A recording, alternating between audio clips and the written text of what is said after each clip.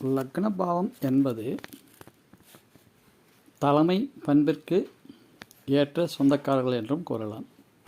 திறமைசாலிகள், கௌரவமானவர்கள், சுயமான அறிவு உடையவர்கள், எதையும் ஜாதகர் அனுபவிக்கும் யோகம் கொண்டவர்கள்.